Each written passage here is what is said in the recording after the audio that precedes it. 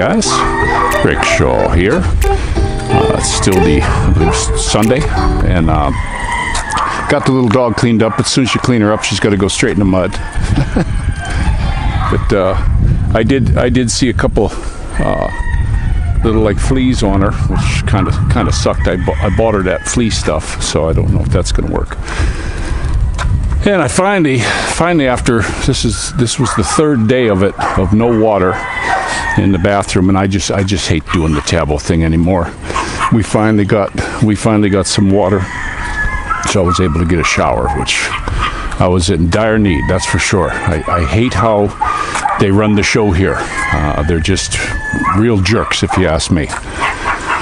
But something else I wanted to say that it's really getting exasperating.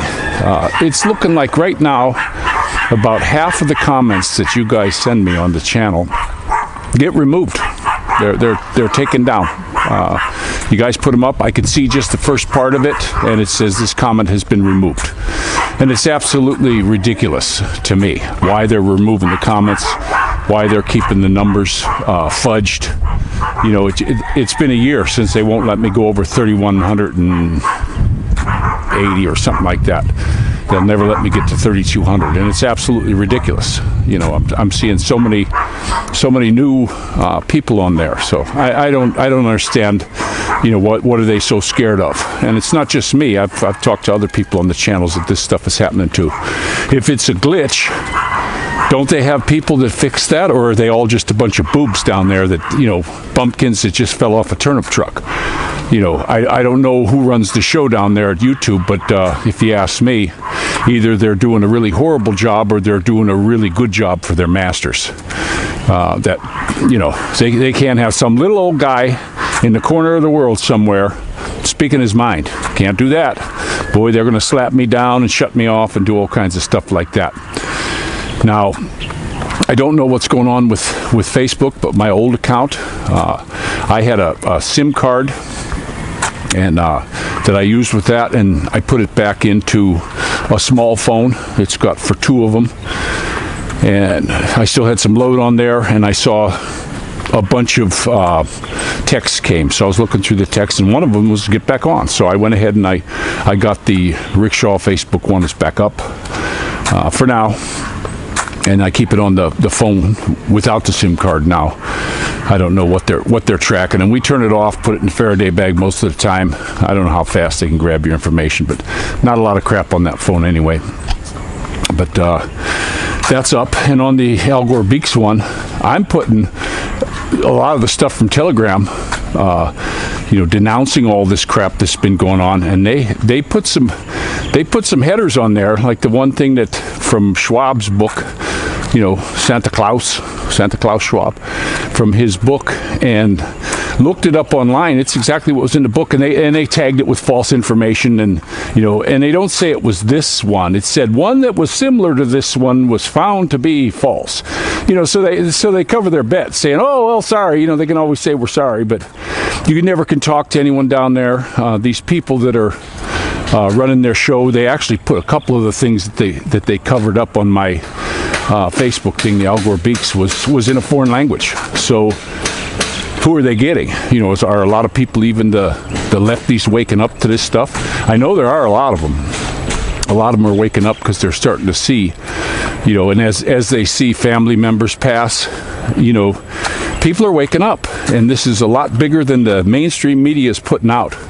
You know, I got that COVID vaccine injuries on the Telegram.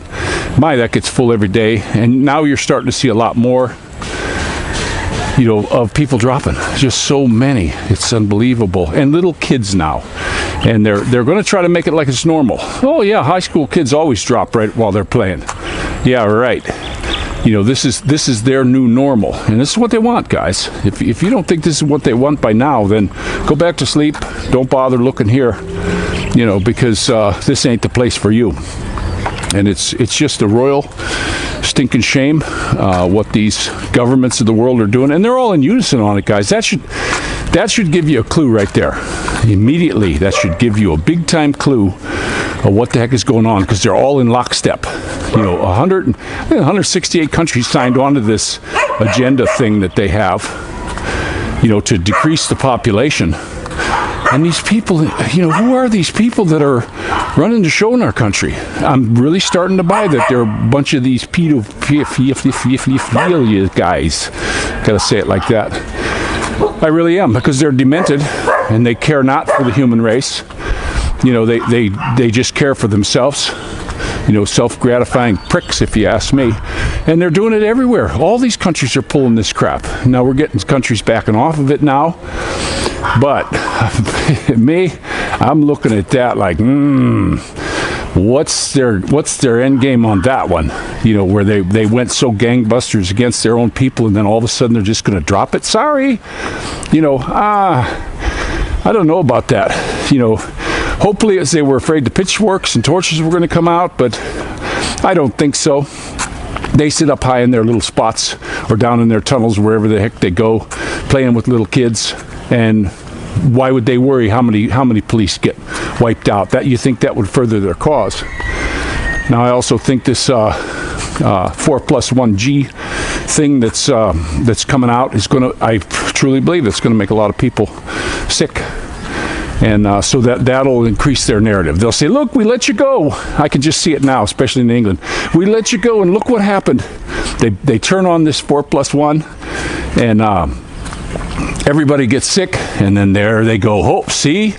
And they'll have people begging them to lock them back down again. I'm thinking that's the end game here now. Could be wrong, but we got some pretty good clouds over the mountain today. The sun quit. It's slightly breezy. But good day to ride the bicycle, and we fart around on that. I'm getting some nice handlebars coming for it here pretty soon. Not new handlebars, but a handlebar riser, and I may have to fix up the cable, fix the cables on it to make it right. But I got to get these handlebars up. This me leaning over on a bike. I don't understand the goal behind that.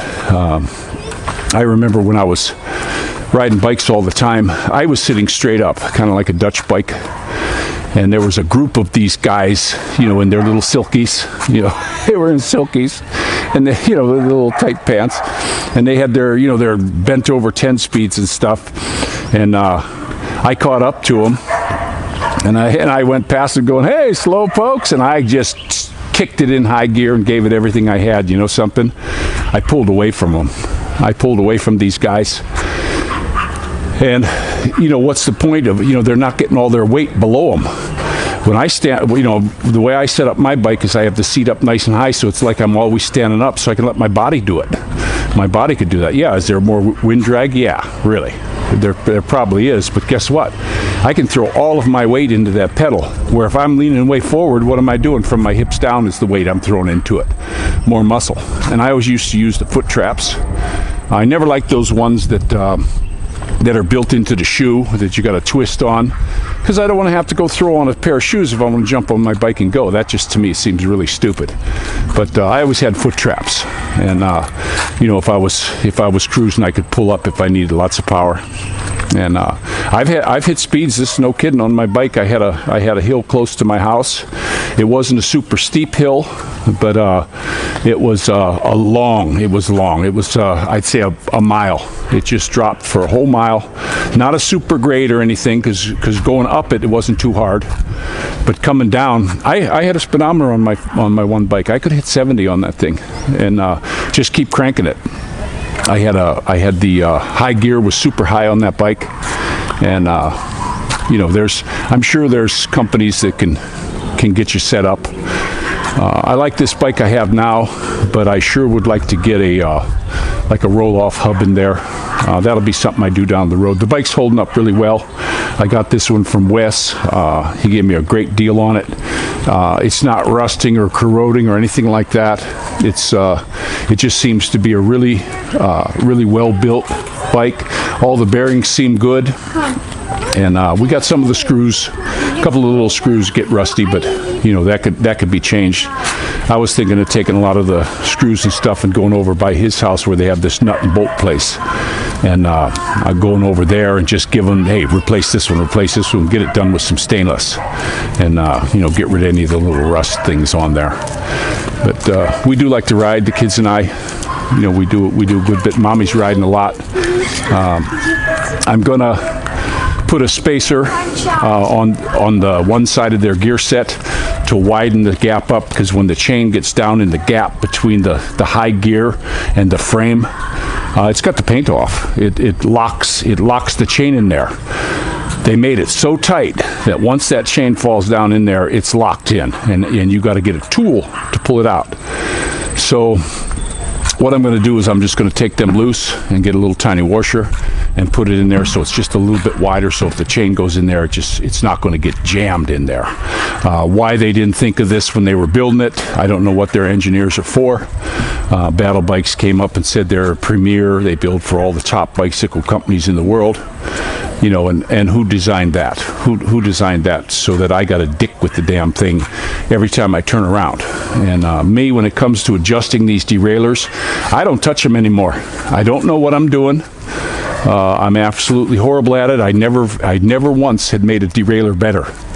Every single time I screwed with them, I made them worse. Even though I could see which way it's moving, and I just had nothing but trouble. I hate them. I think it's one of the worst designs. And you get these bicycle places, oh, well, yeah, they're the most efficient. I don't give a damn. I don't give a damn if they say that's efficient. That's all Tour de France guys that give a crap about that. I'm a bicycle rider, day-to-day bicycle rider. I used to ride my bike to work one way, 16 miles. I cooked. I did it every day, and even in the winter. As long as there wasn't a lot of snow on the road or anything like that, and I rode. And even when there was snow, I had a mountain bike I used to ride through the woods. I had big tube on the inside. I ran screws from the inside out. I put a dead tube in there, and then a really good heavy-duty German tube that we got, and I blew that up and put it at about, I think I used to keep them at about 17 pounds, 15, 17 pounds, and I'd cruise through the woods. I could cruise through the woods in that dang thing, and if I got on the street and it was full of ice, I stayed vertical. I never really had any big falls. I lost my balance and slipped out a few times, but from riding dirt bikes and stuff, I kind of got the hang of that. I personally think the best thing you could do for, like, these kids, what I'd like to do before we put them on a motorcycle, their first bikes I want to get them are dirt bikes, so that they can learn to ride, in stuff like this, learn how to fall, learn how to slide it, learn how to do all that kind of stuff before they get on a street bike. I think that's a really good way to go. It's just like when you drive a car, you don't start out driving a brand new one, because you're going to ding them up. And so that's the way that goes. I'm just farting around. I was so happy to get a hot shower today, and get these guys. The guards are doing it, but they had the festival, so they weren't turning the water on. They were gone that day. Then the next day, they probably had a hangover, so they weren't turning the water on. And then finally today, when we were down over there, we seen water come out the top. They turn it on and leave, and we pay for all that water that blows out the top of the damn tank. But these people, they're penny wise and pound foolish, is what I say. But they don't have to pay for it. We do. We pay for all that water. So I don't understand how somebody who owns this is a business. This water is a business. I don't know how they can keep these people running this. And then you look at the water lady around her house. You can't even shame her into cleaning up the mess. It's a pigsty over there. I just hate it. I've even been complaining about all this crap here. They need to get a truck and move this out. When it's garbage, it needs to get moved out. But that's Demeter land. They don't live here. Why would they care? Why would Demeter land care if they don't live here? So leave all this crap for the mice and stuff to hide in, and all this stuff. This has been here for well over a week. All this crap. This is construction debris. They should have a crew come in here every day on this stuff that they're never going to use again, and they need to haul this crap out of here and get rid of it. Because I don't want to start seeing big rats coming around my house. This is where they breed. This is where they hide. And like I say, The Meterland doesn't live here, so what do they care? And you can complain to them. You know, you might. It's like the suggestion box. It has a hole in the bottom and a garbage can underneath. That's basically what you got with this company. You buy from these people. You know, now we get the workers here know us well. They'll help us out. But when it comes to the people in the office in the company, it's a waste of time. You're just, you know, blowing hot air out your pie hole, because they're not going to do anything. They don't care. They got their house done. They got their money. They're done with you. They're looking for the next guy, you know, to get money from. So, I'm just totally tired with them. I would never, ever recommend to anybody unless they could be here every day while the place was getting built. You know, I want to do another house down the road here, like my final home, whenever we find out what's going on with this government here. And just to, you know, build a one-story. I have the design already. I'm not going to use block. I'm going to use poured concrete and just bring the courses up as I go, and then do the electrical myself. Make sure it's got like a ground ring and neutral and the whole normal stuff. And I'll even set it up where I can have some 120. You know, so the bad thing here, the way they do the electric, is they have 220. Both legs are hot, no neutral, no ground. And when you have your lights never turn off. They never go off. You've got power. When you shut it off, you're breaking one leg, so you're cutting it from 220 power to 120. And if you look at the lights at nighttime, they're still lit a little bit, these LEDs, because they're still getting 120 power. So we've already got 2 lights that we bought here. The one, you know, they both have dual color, and the one of them upstairs completely fried. It doesn't come on at all in the kids' room, and then the one in the kitchen, it lost that nice yellow color that I liked for the kitchen. So, you know, this isn't even a year, guys. I only put them up a few months back, and this is how the quality of the stuff they sell. I swear up and down in this country you get tier 4 products. You don't get the good quality stuff. This is the redheaded stepchild of the Orient when it comes to the way other countries think of them, and they don't give them good. China doesn't give us good stuff, and everything here, you got to get crap from China. It's like me. I want to buy a computer, but holy cow, you know, what am I going to do? You know, every time I go to buy something or do anything like that, and I hear from friends that get them, they have trouble. A lot of people don't, but it seems me, when I buy something, I'll usually get the bad one. You know, it just seems the way it works a lot of times. I wish they would allow some better quality products in here. You can find them, but it's only certain places. Prices are real high, but you know, I want to get a laptop here. I went ahead and got this new camera. Everybody seems to like the quality, by the way. I got a lot of comments on that. But I'm just gonna have to bite the bullet and pay, you know, $50,000-$60,000 for a laptop. You know, maybe a Dell or an HP or something like that, or an Acer. I'm not sure yet. But one thing about the camera too, though, what it turned out to be the cards. It's the speed of the card. This camera, when I first got it, it would not allow you to put it in the 4K. Wouldn't allow it. It would only allow you to put it in the 1080p. You know, 60 frames a second tops. And then I had the manual, so I was reading the manual, and it come out and said you need speed class 3, UHC, or whatever the hell the nomenclature is. And so I'm glad I had the manual for that. So I looked through all my stuff, and I found one card that had that. Well, I tried it in the old one, and I was able to turn the old one to 4K. Somebody said, "Oh, that camera's much better than the other one." Well, I was using the old one that day, so I just had it kicked up. Well, since then, I took the card out of that, and I put the 4K or the Class 3 card in the new camera, and I've got it set at 4K, 60 frames a second, and it's seeming to give really good color. But we did notice when we put it on the big TV, and the TV's on like automatic setting, I had a purple shirt on the one day, and it showed up blue. My daughter even said, "Look, Papa, your shirt's blue." You know? So the colors do change a little bit, but I would like to get I wish some company here would sell all the stuff for this, because I'd love to get the little polarized filter for the front of this. And but every time I talk to these companies, even where I got this one, they say, oh, well, we don't have any parts. You know, they don't, Sony, when it came to them getting you stuff like accessories, they don't want no part of it here in the Philippines. They figure it's they're not going to make any money, so they just say screw you, and they give you nothing. You know, and these people say, oh, well, go to Amazon, you can get it from Amazon. Yeah, Amazon, schmamazon. They're a bunch of jokers, for one thing. And if you get something here, the ridiculous tax. I said this in a video before, I need some snow seal for my jacket, for my leather jacket. I got a real nice Vanson jacket, and I need to treat that with some snow seal again. Well, okay, they had it on there. I think it was $8. Okay, great. I'm going to order it. Well, I put to go to checkout, guess what? With the import taxes and all this shipping and all this baloney, it was $103, guys. I don't need snow seal that much. I'll just keep putting some coconut oil on it. But it's just ridiculous. Amazon for me is worthless. You know, they hit you so hard with the import taxes. I don't know why they couldn't. They can't drop some of that. That was a big promise of this Prez here when he first came in.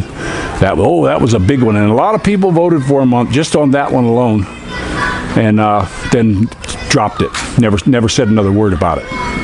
So that's a royal shame that didn't work out. But bringing stuff, you know, I'd love to go back to the States and pick up a motorcycle that I can't get here and bring it over here, but the price is so ridiculous. It is so absolutely ridiculous for the import tax. They're basically going to tax you the price of the bike again. Plus, you got to pay that shipping. Why don't they let you bring some crap in? You know, bring some stuff in. I would love to shoot out to California, stop at the bike shop I used to go to, and pick up a XR 650 and put it in a shipping crate. That particular dealership ships for you. They'll ship you a bike anywhere in the world, and they sell, man, they got everything at this place. I forget the name of it, but I think it was on Azusa Avenue. It's a monstrously big place. They got boats, they got quad runners, they got all kinds of stuff, and name brands, all the name brands of bikes. I saw one of the most beautiful bikes I ever saw was a Ducati down there. They had it in pearl white. And man, it was really something special, guys. It was beautiful.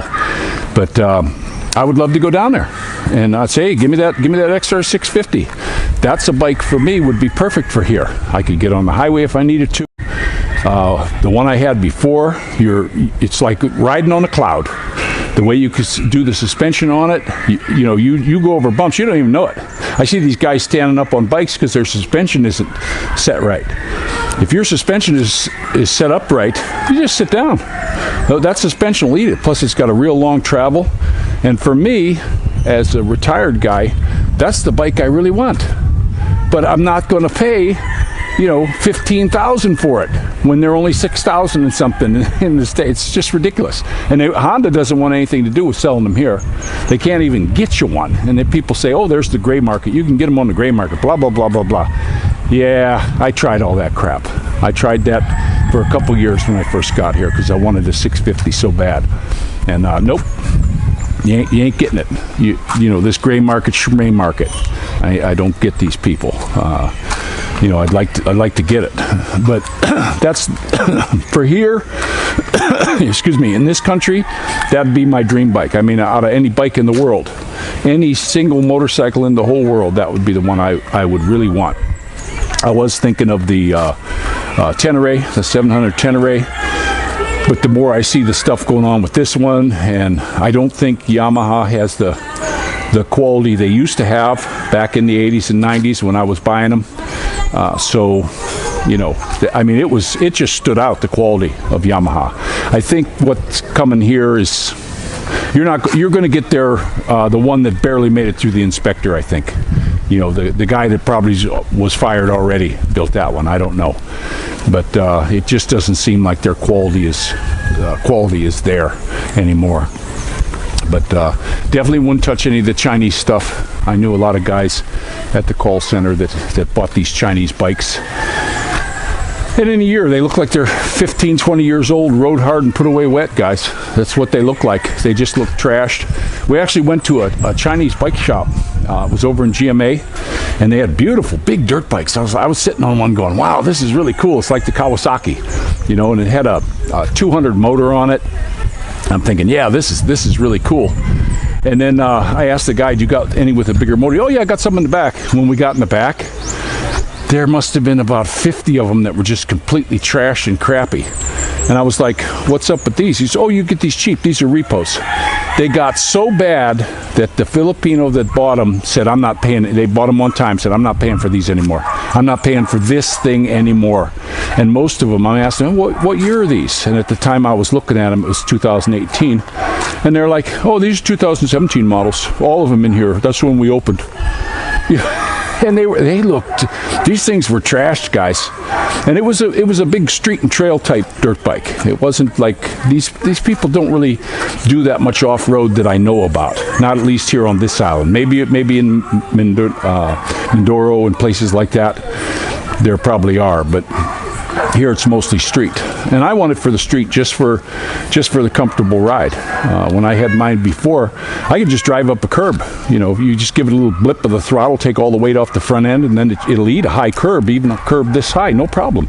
You don't even feel it. You don't even feel the bumps. So, and also I like that CRF 300. I actually looked also at the CRF 150L. That one's totally basic and simple. Anybody could fix it. That would be nice to have one of those because there's no radiator, you know, just super simple. But the 650 that I had, the XR, that was the most trouble-free bike ever. Just nothing went wrong with it. I just loved it. It had oil in the frame. I thought that was really cool.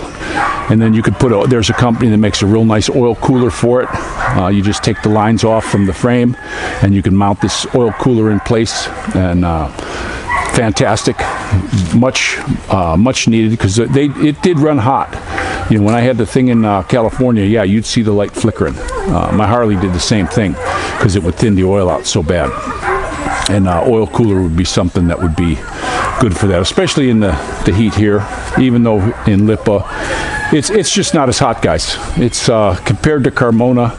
Every day I look on the weather map when I get up in the morning, and I look at you can go back in the time, and I'll go to like noon, and every single time I'm seeing a 10 to 12 degree less here in here than what it was in Carmona. And sometimes it's even 15 less than Manila. It's always just so much cooler here. The breeze off the mountain. Right now I'm in a real nice breeze.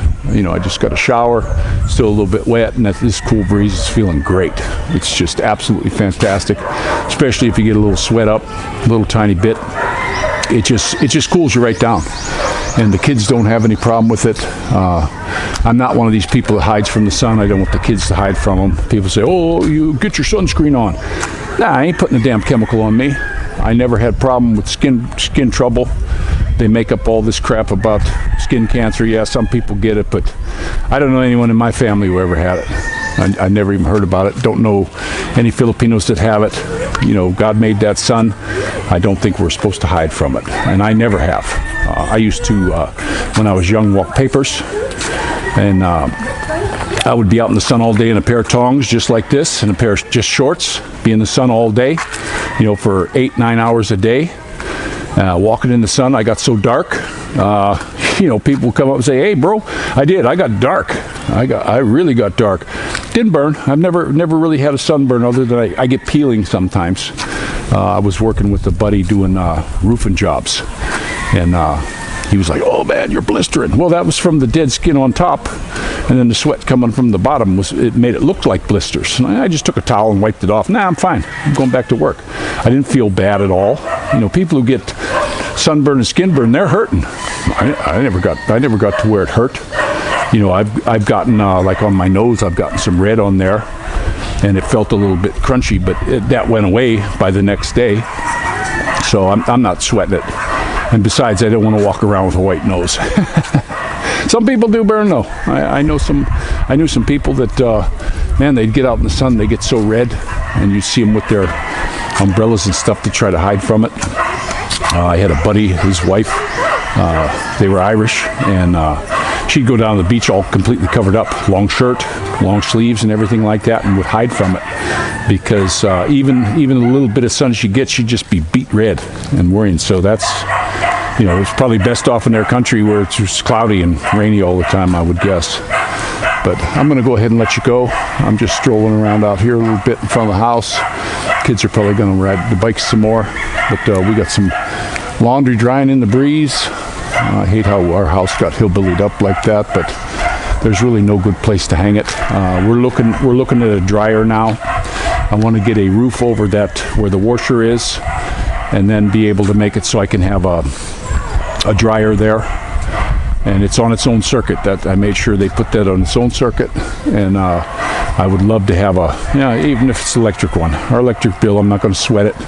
It's going to be a lot better than hillbillying it, and I'll do a lot more laundry. I don't like to hang clothes on a stupid line. I mean, to me, I've done it, but I'd rather take it out of the dryer nice and warm, fold it up, it doesn't get wrinkled, and so that's the way I roll. And we're still looking at them. I'm looking on Lazada, and when we go, if we can get into the mall, I'm going to look at the thing. Look at Abbotsons and them, because I've seen them before, but we're getting to the time now where I just want to get it. And we'll put up some sort of a small roof over that washing machine. Right now, we got a big tarp that we throw over it. But if I can get a roof back there, something that does not leak, and then close the sides in with some windows or something, or plexiglass, then I'll go ahead and put a dryer in there so that we go from a washer right to a dryer and just get that fixed up. That was another thing here. I wanted my spigot to be over where the washer was. No, they wouldn't do that either. They stuck it out the back, so I got to run a garden hose to it. So, and today I got to clean my filter again. I think they ran some, when they let the tank just about completely run out, it sent a bunch of crap through, and that filter is just, you wouldn't believe the crap in it. It's over there, but it's plugged, so I gotta get it. We're getting some pressure in there though, but I think if I take that filter out, it's going to be a lot more pressure. So I'm going to go ahead and let you guys go, and look at how they're going, guys. They're building. I like that one down there. This one here, they claim they're going to be moving in. They said January, but we're probably looking at February now before they can get in. They're doing the finishing touches, but I'm noticing they put the ceiling in, and they're having to cut ceiling away to fix stuff. And I hate to see that on new construction, where they got these guys to finish the ceiling, and then the guy goes turn the water on, and the drains are leaking, so that they gotta cut holes in the ceiling. That's not the way you're supposed to build it. The plumbers is supposed to be in there and done before you do any of the other finish, and then he checks his stuff, and if it's not leaking, you're good to go. But they just put the water on, and it just, to me, it's ass backwards the way construction gets done here. And people that are doing the construction, I think most of them are afraid to say a damn thing to the boss. Everybody here, I've noticed that since I've been here, that people will see that there's things wrong and they will not speak up. Worked at the one place where they had a really terrible boss, and everybody complained about this guy. And I finally complained. I did. I went up and complained. Hey, the guy's a jerk. He's a jerk. He's ruining your company. You don't see what's going on. You need to get the cameras on him, the way he browbeats people and how dirty he treats them. And the people running the show, And then we found out the guy was a criminal. He was wanted in the States, and he ran. His father got him out before court and put him back here, and he wound up in the center. And I quit because of the guy. The guy was just an absolute jerk. And I don't know how they get such a big, disgusting slob in there. He lived with the gangbanger Mexicans in California, and you wouldn't know him. You would never know he was a Filipino. He looks like a gangbanger Mexican, all covered in his tats, and gangbanger guy. And but nobody would say anything. When I got up, I told her, hey, I'm going to go up and talk to him about this. And I left my station, went up to talk to the boss about it when he was there. They don't care, and they want you to just shut the hell up. So I told the guy, okay, I'm going to go. Bye. I'm done. Oh, well, you got to give 2 weeks notice. No. Why would I give you 2 weeks notice? If you fire me, you give me no notice at all. Right? They don't say, okay, you're fired in 2 weeks. They don't do that. You're fired. Get out. So giving them 2 weeks notice or a month. I think they wanted a month. No, I'm not giving you a month. I'm sick of this guy. You know, I've mentioned it 3 or 4 times before that the guy's a jerk to your subordinates and you do nothing. Now I'm talking to you face to face and you're just going to go on. You know, I'm not here to just down anybody. There's good people here, but the guy's a jerk, and he's a wanted felon. We looked him up. I got a buddy in California. I sent him his.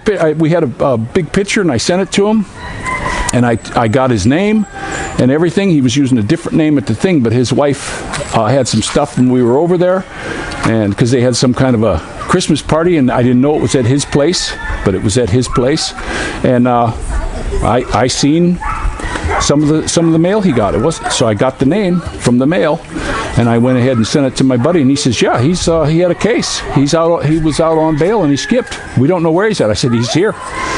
He's here in the Philippines, and I even sent him a picture, and they're like, well, they're not gonna extradite him, you know.